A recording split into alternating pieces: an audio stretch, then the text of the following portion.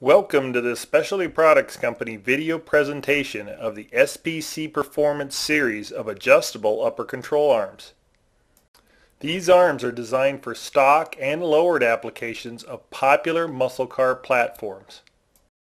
Available in both street and racing versions, these adjustable arms replace the stock upper control arms and can be customized to fit race cars and other modified suspension systems. Please follow all safety precautions associated with installing and adjusting this product. Components of many of these arms are interchangeable, including the adjustment sleeves, ball joint plate, and cross shafts. Illustrated here is the 94-305 control arm used on the first generation GM F-body. Arms are available for GM A, F, and G bodies, along with Mopar B and E bodies. Mustang II suspensions, including lower control arms of similar design, are also available.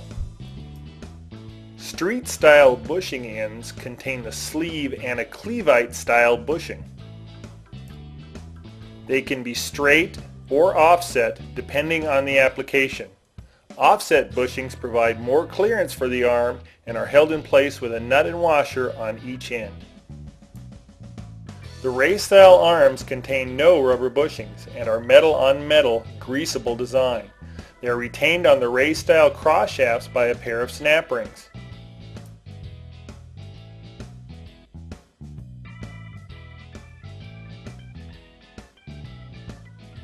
Ball joint plates can be a flat 0-degree plate or a 20-degree plate depending on specific applications.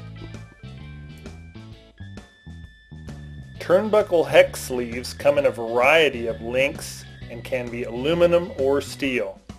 Listed arm part numbers contain specific length sleeves but can be customized for modified applications. Arms can be custom built by following a chart found at our website and in our performance catalog. Components are bolted together with high-grade fasteners.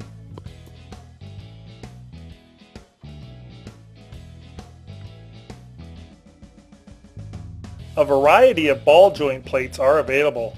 Shown here is the GM mid-size plate and stock replacement ball joint used on most GM applications.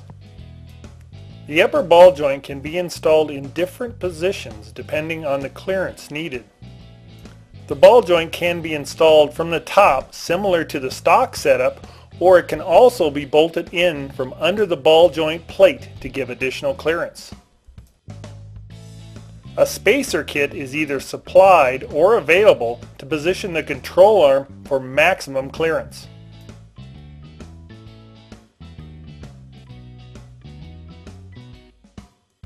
One or all of the three 1/4 inch spacers are installed under the ball joint plate along with the ball joint itself. The spacers and ball joint are then bolted into place.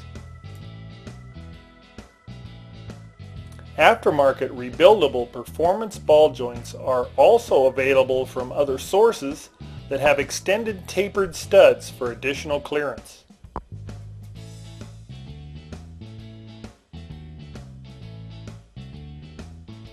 These ball joints can also be installed in different positions.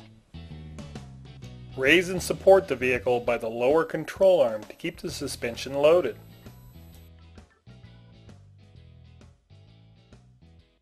Installation of the upper control arm begins by removing the nuts and stock alignment shims accessed through the engine compartment.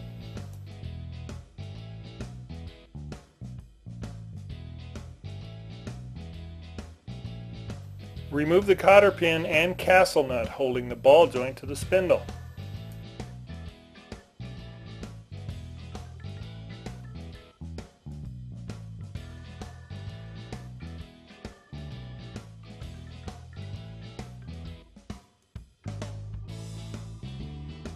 Using a suitable ball joint separator, break the taper of the ball joint stud to the spindle.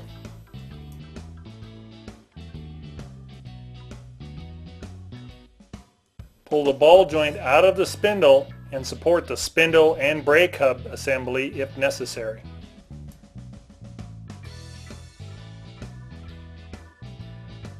Now remove the upper control arm from the vehicle. All of the pivot bolts, bushing nuts, and turnbuckles should be loose before installing the adjustable arm into the vehicle.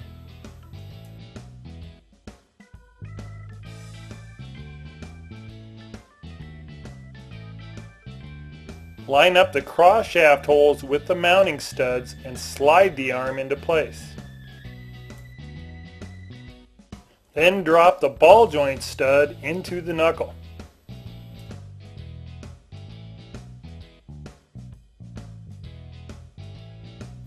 Install the new castle nut and tighten. Then install a new cotter pin.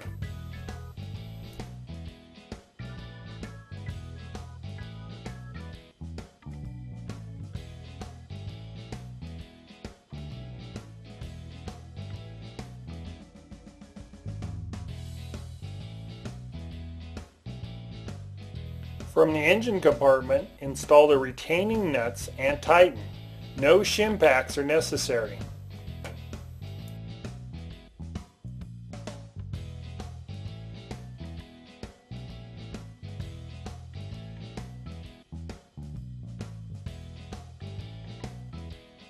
Camber and caster adjustment is done by rotating the turnbuckle sleeves.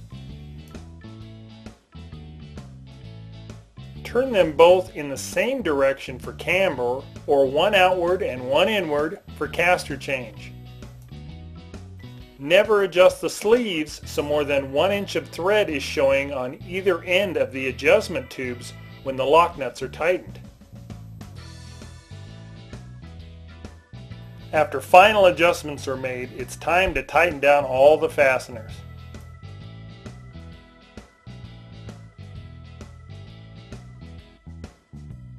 Start by tightening down the lock nuts on the sleeves.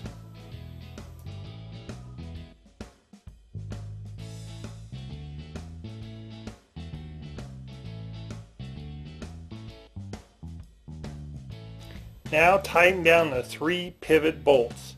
These should be torqued to 60 pound-feet.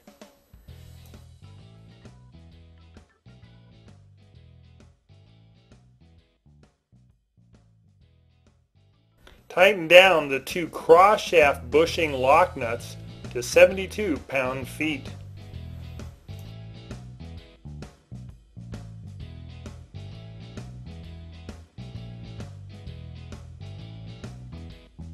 With all of the suspension components installed, check the clearance of both control arm shafts so they do not come in contact with the frame. This is one reason the ball joint spacers are used. They raise the arm to gain clearance. Sometimes the shock absorber will work as a suspension limiter, but other ways may include installing limiter straps on the suspension to limit the travel.